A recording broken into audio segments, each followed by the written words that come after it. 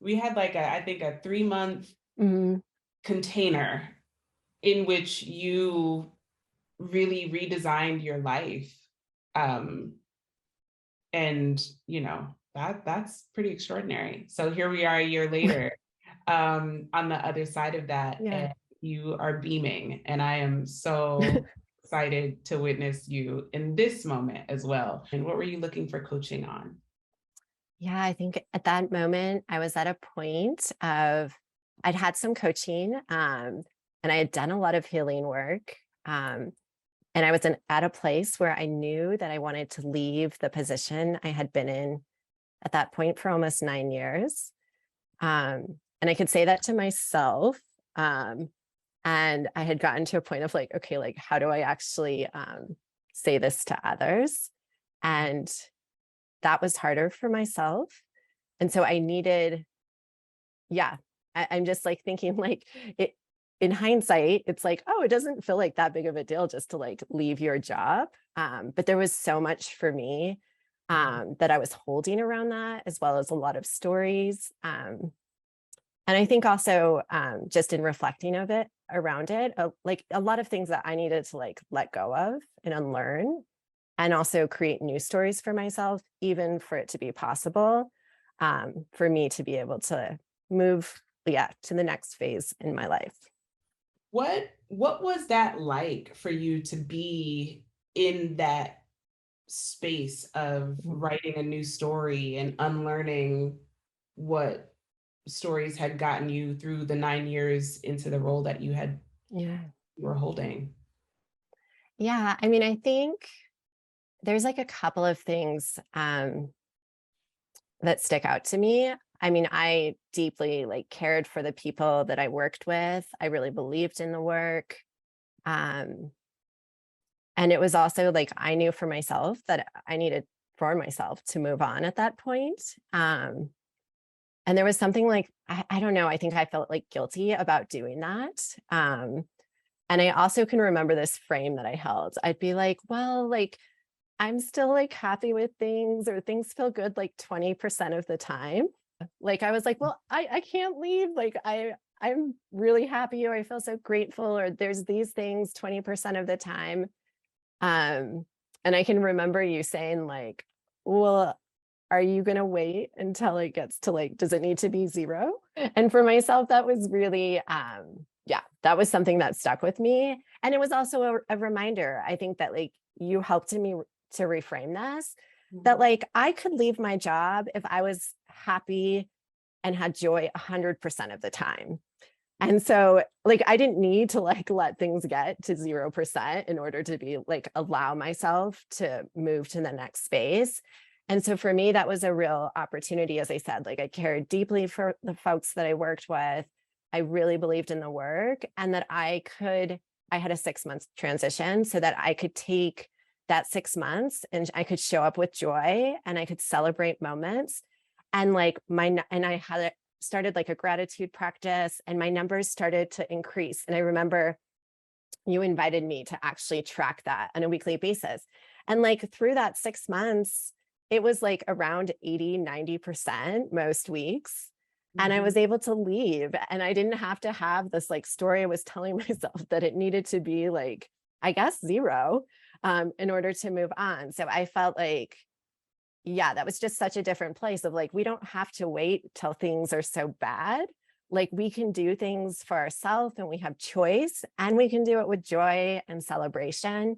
As those are like, yeah, deep values of mine as well. So That's juicy.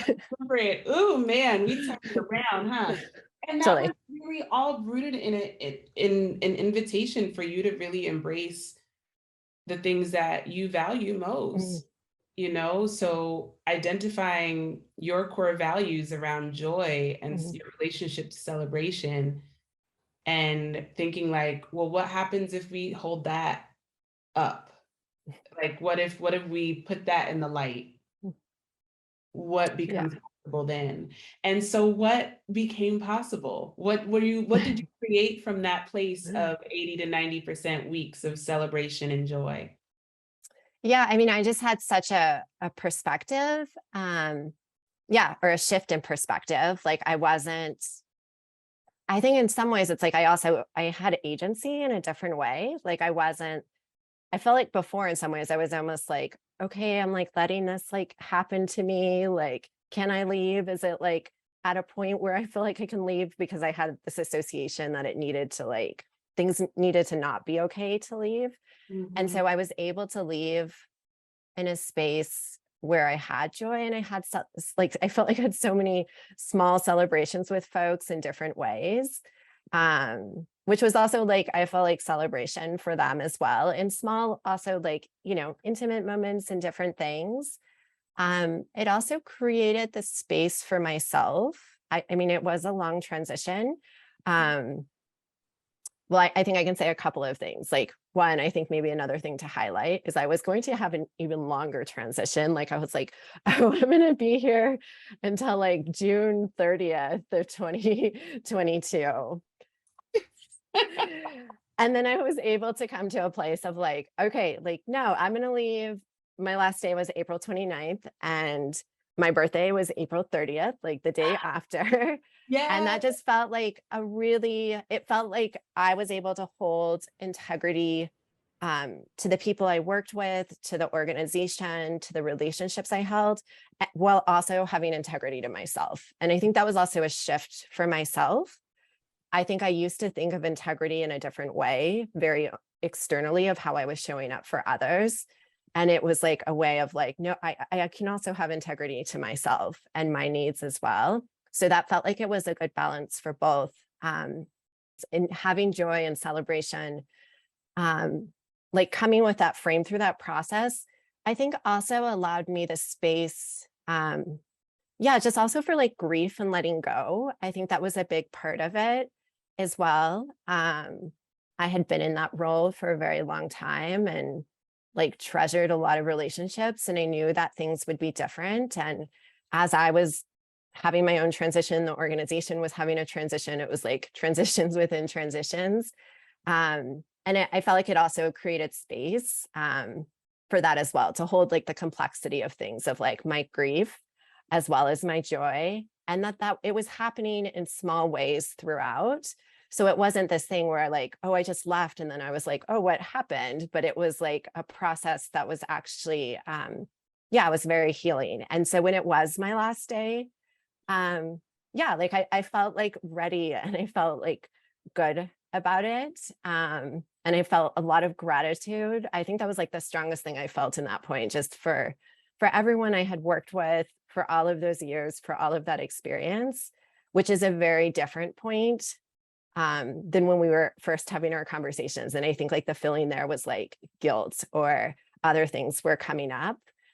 So to be able to start with that and then have like the reframe, I think around integrity and also around the 80-20, as well as so many other things that that you supported me with. Yeah, I just like, I left with just like immense gratitude. Wow. I think as part of that journey, I was also like, and I started to just explore some different things. Like I did some interviews. I also backed out of some things that in some ways I felt like, I mean, I think another thing that I would uplift about our coaching, as well as some of like the group things that I participated in, but you had really focused on rituals within, yeah, Ritualize your routine. yes, that's Yeah. what it was. Mhm. Um, and so I think that's another thing that's like really stuck with me as well, of Mhm. just like rituals that I have. And so how could I adapt and create like rituals? Like it doesn't have to be this long run in the mountain. Like I can go to a park and I start to go to the park daily and listen to the birds. And like yeah, that just felt like, oh, that's like a different way. Like I can find these smaller ways to adapt. And then I think part of the beauty in that is like that's actually more realistic for me in the day to day. I can't go to them like, I mean, perhaps I could, but just realistically for me, like choosing to go to the mountains every day, I would love that. And it's maybe a little bit more like logistically difficult to do.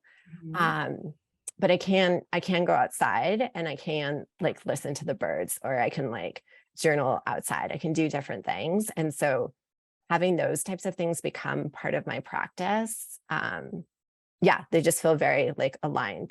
How do you know Yeah, coaching works? Um, yeah, what would you say? um, yeah. I feel like one thing that I would say, and maybe we actually, I can't remember if I maybe said this in a coaching session too, when we were talking about the 80/20, Mhm. but I used to feel like I don't know, I had all of these bricks on me in a sense. And maybe the part of those bricks were like the stories I was telling myself, the stories I was somewhat like trapped in or weighed down by. Um, and that's not to say that they're like still not there in some ways. But I think I feel like I have a different level of agency. One to like actually notice like the stories. I'm like, and I can notice like, oh, that's a story. Like, how can we reframe that? Or like, what is a practice, that's kind of like an antidote to maybe yeah, seeing a different perspective that you can lean into. Um, and so I feel like that's huge, to not feel in one way that I have like all of these bricks on me that I'm like carrying so much. And I think part of those bricks as well, I knew that we had done some work around this, is I think being able to recognize, we had used the metaphor of like a bubble. Um, so think part of that is also like being able to recognize like what is mine and what is not. And when I can also have, um, yeah, like somewhat of, a small bubble around myself so that I can, which is also like, I think representation of work I had done around boundaries as well. Um, yeah, which I think is just, yeah, so key. So I think part of it for myself is recognizing, I mean, a reconnection to like my intuition, that like within itself is just like, I'm like, oh, that is so, so huge, because I can like tune into myself and have a sense of like a compass, really, of like where I'm going. And I'm able to, yeah, I think I'm able to notice patterns in a different way. Like I can kind of stand outside of myself in a different way. I guess part of that too is like, um, yeah, I think of yourself, and I've coached with some other folks as well. Like I'm like, oh, I've been able to also teach myself how to like coach myself because of wonderful people like yourself. Like, um, which is fantastic to be able to ask some of those questions to myself and come with like a sense of like compassion and curiosity. Um, and I think another really powerful thing about working with you, Ebony, is like the way, yeah, it's just like the way that I felt so seen by you.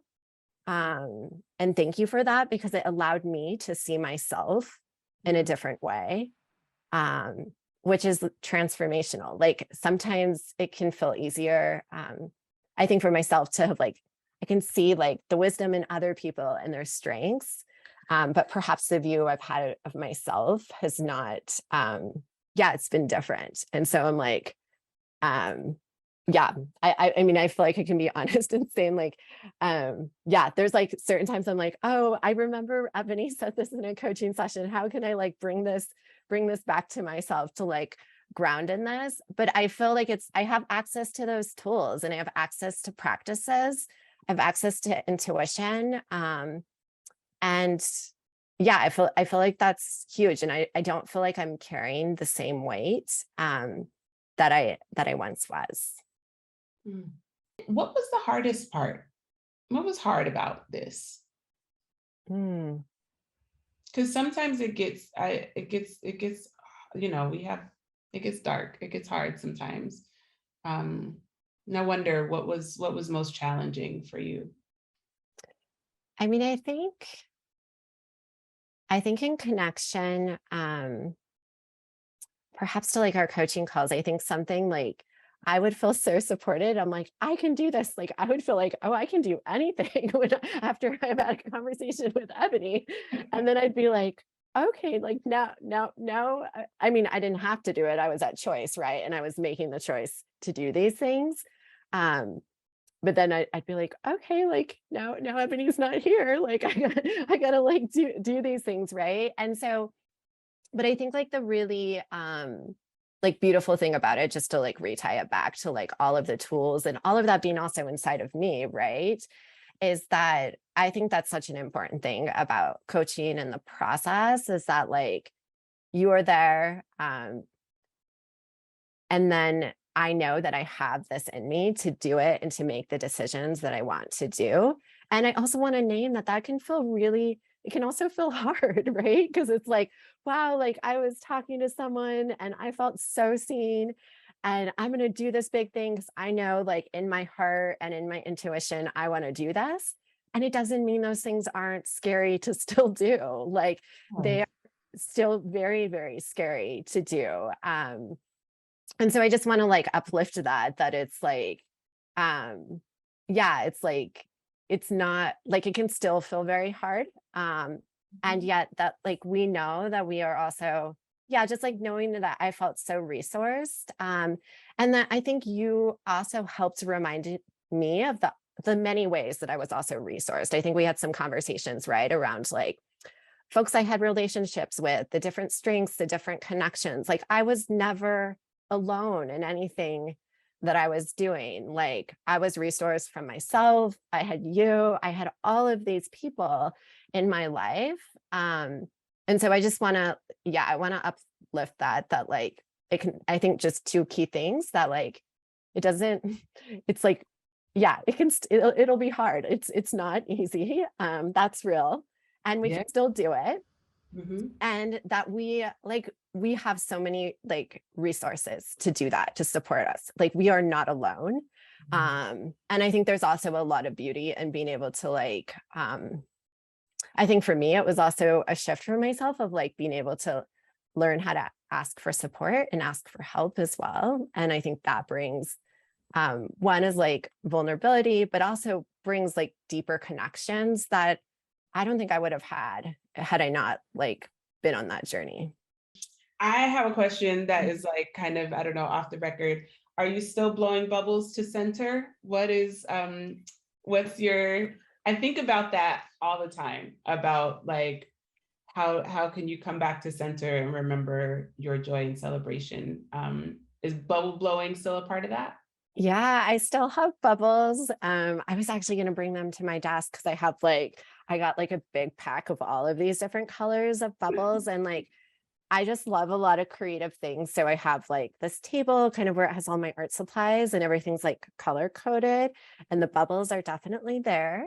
Love. And I will also say, like, I'm just also thinking, as I was just mentioning, right, like key folks who really supported me through this process. Mhm. Yeah, for some of them, I gifted them also bubbles. As well. So other people also have bubbles as well. That's amazing. We're just passing bubble joy Yeah. along. I love it. Thank you for sharing and for allowing me to see you.